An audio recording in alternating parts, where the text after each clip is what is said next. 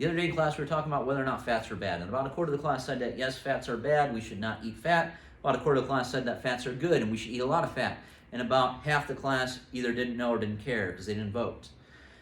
So I understand this mindset that fats are bad and we shouldn't eat fats, okay? Because this started in the 1950s, and it really gained momentum in the United States in 1992 when the U.S. Department of Agriculture released the food pyramid, okay? So if you're not familiar with the food pyramid, here it is. I had a big poster of this on the wall in my elementary school. I remember this distinctly.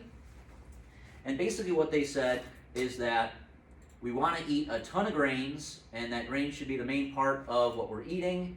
And then the next tier up from that was fruits and vegetables.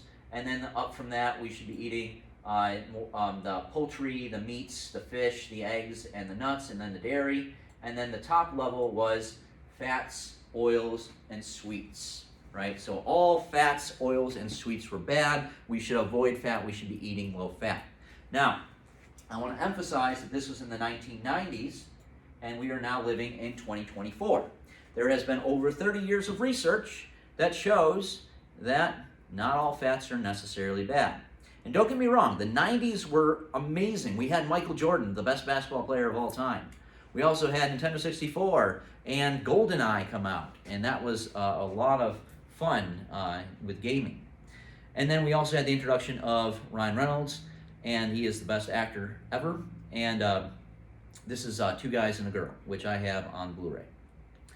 However, we're in 2024, and now we have smartphones, and we have the Xbox One, which is an even better gaming system than Nintendo 64.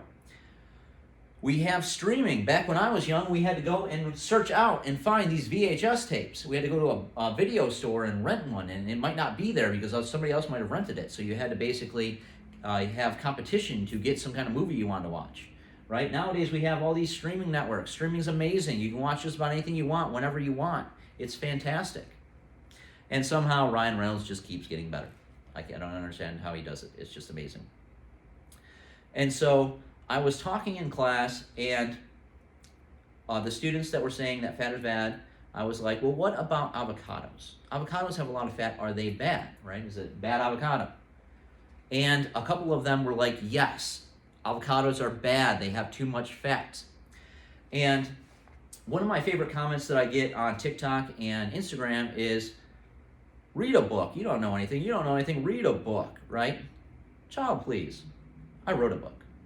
Anyway, in this book, I talk about avocados. There's 18 glorious pages talking about avocados. And avocados are incredibly nutrient dense. And so you're not going to be able to see this very well, so I will enlarge this for you. But you can see here that avocados contain oleic acid, lutein, zeaxanthin, alpha and beta carotene, vitamin E, flavonoids, vitamin C, L-carnitine, catechins, which are antioxidant, fiber, lots of fiber. There's like 9 grams of fiber. Vitamin K, choline, folic acid, vitamin B6, B5, B2, vitamin A, potassium, calcium, and magnesium. And so you can see here, this is not even all of the different nutrients that are in avocados, but they are incredibly nutrient dense. So even though they are high in fat, they have a lot of the oleic acid, the lutein, zeaxanthin, alpha and beta carotene, vitamin E, vitamin A. That's okay. They're good fats. They're fats that we want. So avocados are very healthy foods.